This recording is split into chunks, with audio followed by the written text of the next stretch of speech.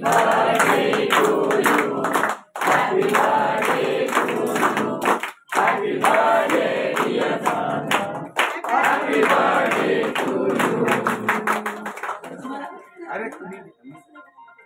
मी खाऊ शकत नाही, शुगर वाढेल नाही सांगतो.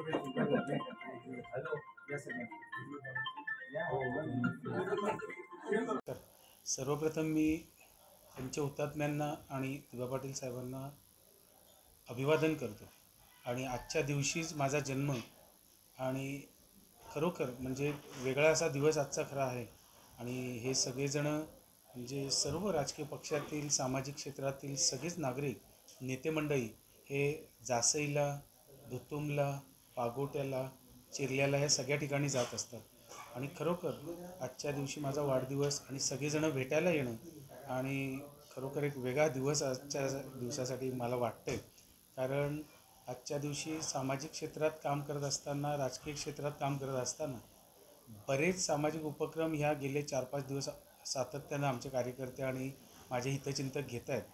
त्याचाच भाग म्हणून महाआरोग्य शिबिर आम्ही जासई येथे, माझी इच्छा होती दिबा पाटील साहेबांच्या जयंतीनिमित्तानं तिथे घ्यावी.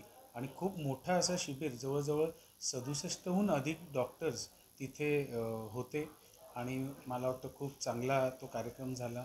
आणि त्याच्यातून नुसतं महाआरोग्य शिबिर घेतलं नाही, तर स्टार्ट टू एंड हे सोल्युशन आम्ही तिथे दिलं.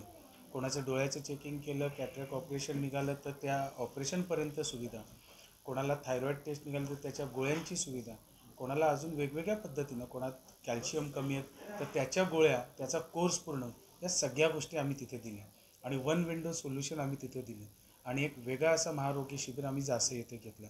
खरोखर मी धन्य समजतो की दिबा पाटील साहेबांच्या जयंतीनिमित्तानं आणि माझ्या वाढदिवसाचं औचित्य साधून हे स्थान मला तिथे मिळालं, की हे महाआरोग्य शिबिर घेण्याची संधी तिथे मला मिळाली. खरोखर मी माझ्या सर्वांना, म्हणजे संस्थेचे आणि ज्यांनी ज्यांनी सहभाग घेतला, हॉस्पिटल्स आणि रोटरी क्लब असलेल्या सर्वांनाच मनापासून धन्यवाद देतो की आपण खूप मोठं सहकार्य त्यानिमित्तानं नागरिकांना केलं. असे सामाजिक क्षेत्रात विविध, मग क्रिकेट मॅचेस असतील, कुठे अजून वेगळ्या प्रकारचे खेळ असतील, कुठे अजून आरोग्य कॅम्प असतील, या सगळ्या प्रकारचे कॅम्प गेले 5-6 दिवस सातत्यानं होत आहेत. मी पुन्हा एकदा माझ्या सगळ्यांना, ज्यांनी ज्यांनी मला शुभेच्छांचा वर्षाव केला आहे, मग राजकीय पक्षाचे वेगवेगळे सगळे नेते मंडळी असतील, कार्यकर्ते असतील, हितचिंतक असतील, त्या सगळ्यांना मनापासून धन्यवाद. आता जय पराजय हा राजकारणात चालू असतो, पण पराजय